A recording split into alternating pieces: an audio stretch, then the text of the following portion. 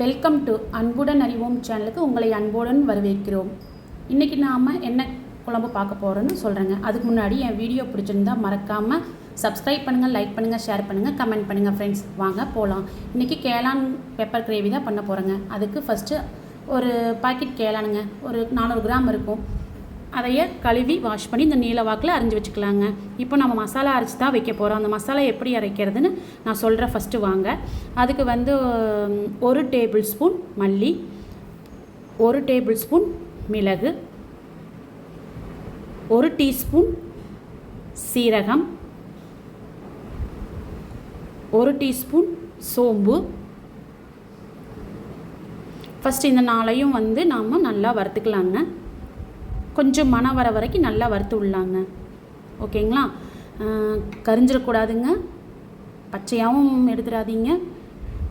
கொஞ்சம் அந்த மணம் வரும். மணம் வரும்போது கூட கொஞ்சம் கருவேப்பிலையும் போட்டுக்கலாங்க. போட்டுங்க பாருங்க, அவ்வளோதான். இதை வந்து நம்ம ஆறின பிறகு அரைச்சி வச்சுக்கலாங்க. இப்போ நம்ம மசாலா செய்ய ரெடி ஆகிடலாங்களா? இப்போ ஃபஸ்ட்டு வந்து எண்ணெய் ஊற்றிக்கலாங்க. இப்போ இதுக்கு தாளிக்கிறதுக்கான சில பொருள் எல்லாம் போடணுங்களா? அது என்னென்னு பார்த்துடலாங்களா? பட்டை, சின்ன பட்டையாக 2ங்க. எண்ணெய் காயாமையும் போட்டுறாதீங்க, எண்ணெய் காயிட்டு கொஞ்சம் பாருங்கள். சின்ன பட்டை 2 கிராம்பு, 2 ஏலக்காய்,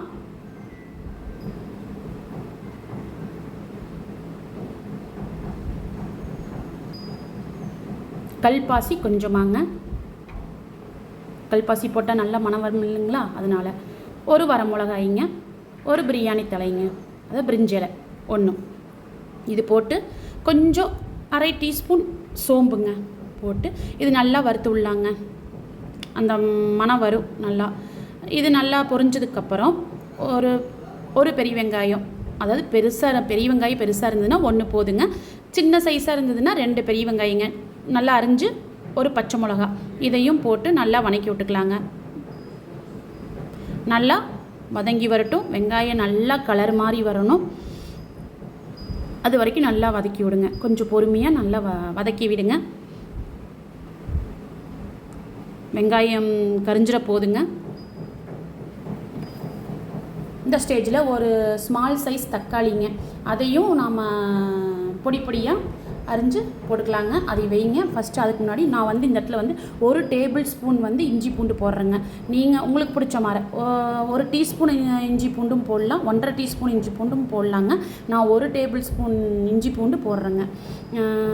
இப்போ பாருங்கள், இஞ்சி பூண்டு வந்து நல்லா வதங்கி வரட்டும். பச்சை வாசம் போகணுங்க. பச்சை வாசம் போகிற வரைக்கும் நல்லா வதங்கி வரட்டுங்க. இந்த ஸ்டேஜில் நம்ம அரிஞ்சு வச்சுருக்கிற தக்காளி ஒரு பழத்தை வந்து நம்ம போட்டுக்கலாங்க. ஸ்மால் சைஸ் போதுங்க. தக்காளி நல்லா வதங்கி வரணுமா?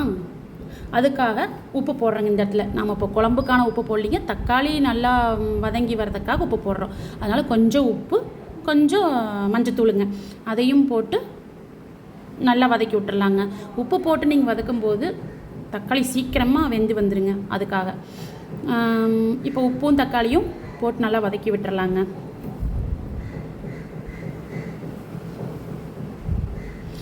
இந்த ஸ்டேஜில் கேளான நாம் எடுத்து போட்டுக்கலாங்க. நம்ம அரிஞ்சு சுடுதண்ணியில் கழுவி அந்த தண்ணி ஈரப்பதம் இல்லாமல் அதை தொடச்சி நீல வாக்கில் அரிஞ்சு வச்சுருக்குறோங்க. அதை வந்து போட்டு கலக்கிக்கலாங்க. நல்லா மிக்ஸ் பண்ணி விட்டுட்டு அந்த நாம் போட்டிருக்க மஞ்சள், அந்த உப்பு, எண்ணெய் எல்லாமே நல்லா வந்து கேளானில் இறங்குற மாதிரி தெரியுதுங்களா? உங்களுக்கு பார்த்தாவே இந்த மாதிரி இறங்கி வந்ததுக்கப்புறம் ஒரு மூடி போட்டு ஒரு 5 நிமிஷம் வேக வைக்கலாங்க. தண்ணியில் ஊற்ற வேண்டாங்க, ஏன்னா வந்து கேளான் வந்து தண்ணி விட்டு வரும். ஆனால் எங்கள் வீட்டு கேளான் பாருங்கள், என் பேச்சு கேட்க மாட்டேங்குது, தண்ணி விட்டு வர மாட்டேங்குதுங்க. அதனால் இந்த ஸ்டேஜில் நான் என்ன பண்ணுறேன்னா தண்ணி ஊற்றிக்கணுங்க. உங்கள் வீட்டு கேளான் வந்து தண்ணி விட்டு வந்ததுன்னா அந்த தண்ணியே போதுமானதுங்க. ஆனால் இந்த கேளான் கூட என் பேச்சு கேட்க மாட்டேங்குது பாருங்களேன். அதனால் நான் கொஞ்சம் தண்ணி ஊற்றி வேக விடுறேனுங்க.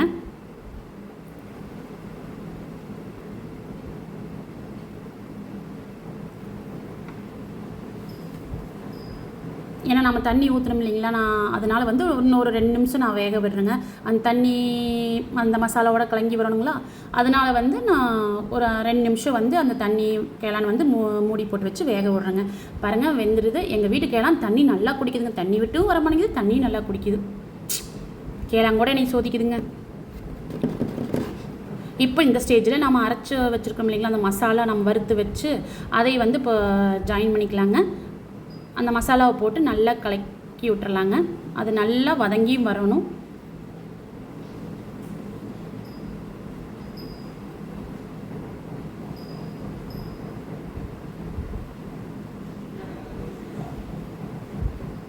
நல்லா வதங்கி ஒரு 2 நிமிஷம் 3 நிமிஷம் அப்படியே வதக்கி விடுங்க அந்த மசாலா இதோட.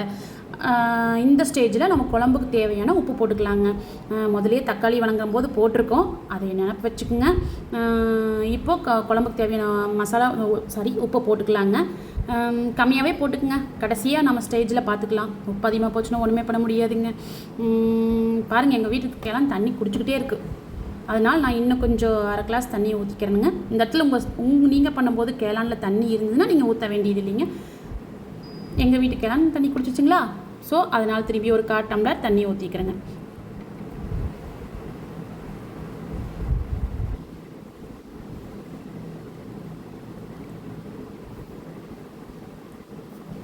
இந்த ஸ்டேஜில் வந்து எல்லாருமே தண்ணி ஊற்றணுங்க. கொஞ்சம் 1/4 டம்ளர் தண்ணி ஊற்றி மூடி வச்சிடலாங்க. நல்லா கொதிக்கட்டும். கொதித்து அங்கே பாருங்கள் நல்லா கிரேவி பதத்துக்கு வந்துருச்சு இல்லைங்களா. பாருங்கள் இந்த ஸ்டேஜில் நம்ம என்ன பண்ணுறோன்னா ஒரு 1/4 மூடி தேங்காய்ங்க, இல்லைன்னா ஒரு 4 டேபிள் ஸ்பூன் தேங்காய் வர மாதிரி, கூட ஒரு 4-5 முந்திரி பருப்பு, இதை வந்து நாம் அரைச்சிட்டு வந்துடலாங்க. அரைச்சிட்டு வந்து நாம் அதையும் ஊற்றிக்கலாங்க. பாருங்கள் இந்த அளவுக்கு வந்ததுங்களா. அப்படியே ஊற்றிட்டு நல்லா இதை கலக்கி விட்டு இந்த ஸ்டேஜில் நாம் நல்லா தேங்காயும் கொதிச்சு வரணுங்களா. இந்த இடத்துல நம்ம நல்லா கலக்கி விட்டு ஒரு மூடி போட்டு ஒரு 5 நிமிஷம் கொதி விடலாங்க.